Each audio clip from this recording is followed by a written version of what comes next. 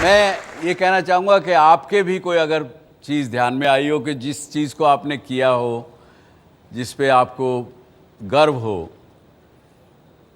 कि that you did something good, छोटा बेशक स्मॉल भी किया हो, छोटी भी कुछ बात की हो, तो उसके शेयर कीजिए यहाँ से। Sir, when I was in class 7, तो I used to get highest marks in mathematics. तो my teacher told that those who got less marks in maths help them.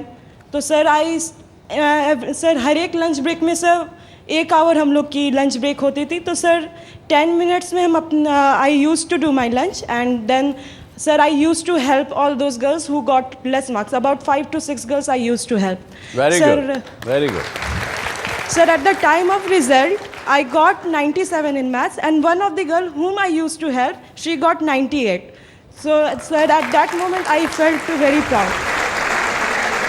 Sir मेरे दादाजी बहुत मतलब अपने गांव में स्कूल बहुत सारे खोले और बहुत सारे ट्रस्ट चलाते थे, मतलब डिफरेंट गरीब बच्चों के लिए. तो उनके डेथ हो जाने के बाद 2014 में उनका डेथ हो गया.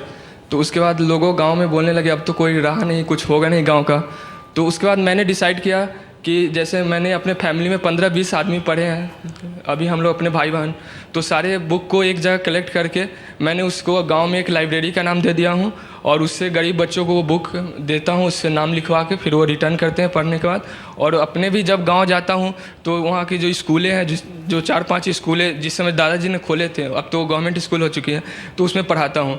और अपने आप और एक साथ सबको जोड़ना चाहता हूँ ताकि और आप खुद भी पढ़ रहे हैं अभी? Yes sir, electrical triple third year का स्टूडेंट हूँ मैं. सर आज से कुछ साल पहले, 4 साल पहले हम लोग देहरादून से कोटा जा रहे थे. मेरे साथ एक फ्रेंड था, तो कोचिंग हम लोग करते थे वहाँ पे. तो हम लोग दिवाली की छुट्टियों के बाद वहाँ पे जा रहे थे.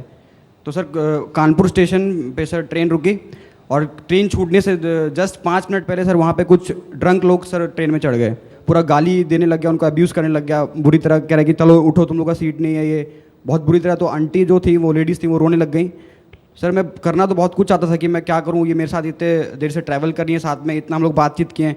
उनको जो 3-3 छोटे बच्चे थे वो लोग रोने लग गए थे. सर रोने तो मैं भी लग गया था, मैं उस समय छोटा था. तो सर मेरे फादर ने एक बार कहा था कि जैसे लाइफ में सबको एक सीख मिलती है कि कभी छेड़े तो किसी को, मतलब किसी को छेड़ो मत, और कोई छेड़े तो उसको छोड़ो मत. तो सर वेरी गुड.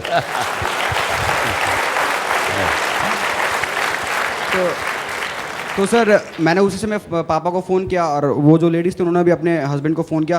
तो मेरे पापा बोलते हैं कि हर स्टेशन पे एक आर्मी का MCO होता है.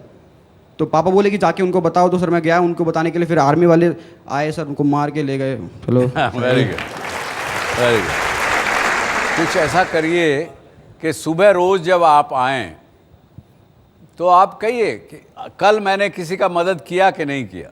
तो इसलिए एक जो विचारक हैं विक्टर ह्यूगो, उन्होंने कहा कि to die is nothing, to die is nothing but it is terrible not to live. We are not living.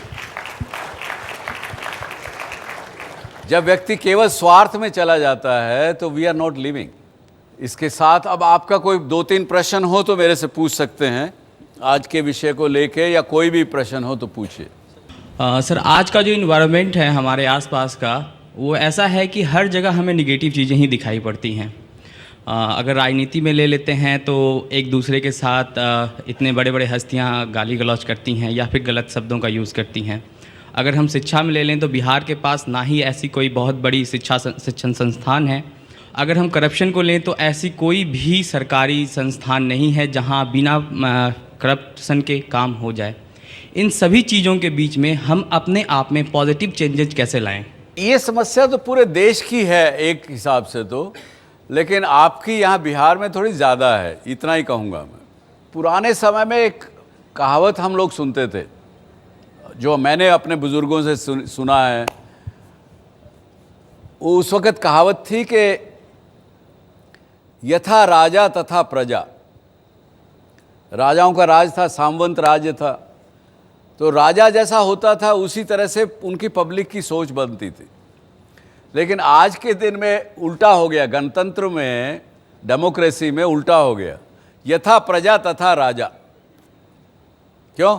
आप लोग चुन के जिनको भेजते हैं वही तो राज करते हैं.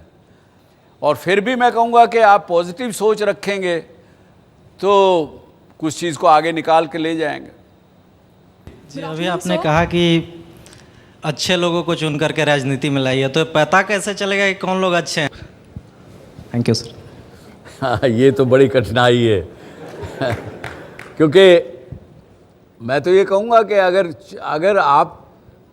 अगर ऑब्जेक्टिव होके अगर आपके 5 कैंडिडेट हैं आपकी कॉन्स्टिट्यूंसी में, उन 5 में से इस दिशा से चुनिए कि कुछ थोड़ा बहुत पढ़ा लिखा रहेगा तो आपकी समस्याओं को समझ सकेगा। तो उन 5 लोगों में से एक ठीक से आदमी चुनिए जो आपको लगे कि ये ईमानदार है, इस मकसद से आया। इस आधार पे मत चुनिए कि जी ये मेरी जाति का है इसलिए आगे करें उसको, मेरी बिरादरी का है इसलिए आगे करें उसको।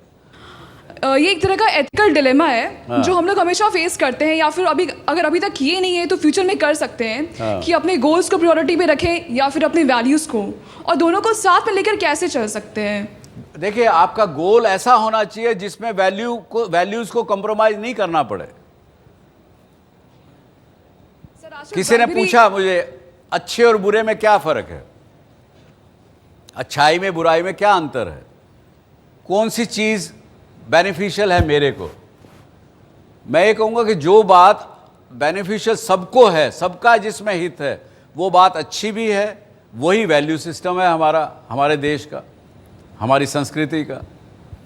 तो वैल्यूज़ में और आपके गोल में कन्फ्लिक्ट कैसे हो सकता है, आप बताइए, कोई उदाहरण दीजिए। सर, अभी तक ऐसा हुआ नहीं है, लेकिन मैंने अक्सर काफ़ी लोगों का एक्सपीरियंस सुना भी है कि ब्राइबरी सब जगह, आप कुछ भी करना, आप even if you want to go for entrepreneurship, आप स्मॉल लेवल से ही स्टार्ट करो, बट हर स्टेप पर इस तरह के सिचुएशन आते हैं इसलिए क्योंकि हम जवाबदार हैं। मैं जवाबदार हूं, मैं पहले अपने आप को कहता हूं कि मैं इसका जवाबदार हूं, क्योंकि मेरा जब काम अटकता है तो मैं कहता हूं यार पैसे दो, काम कराओ, आगे चलो। लोग साथ में आने को तैयार हैं, जुड़ने को तैयार हैं,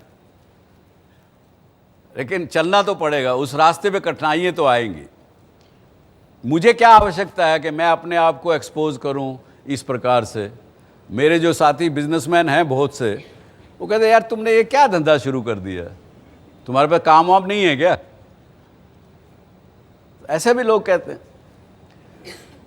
कुछ तो लोग कहेंगे, लोगों का काम है कहना, छोड़ो बेकार की बातों में कहीं बीत न जाए रहना।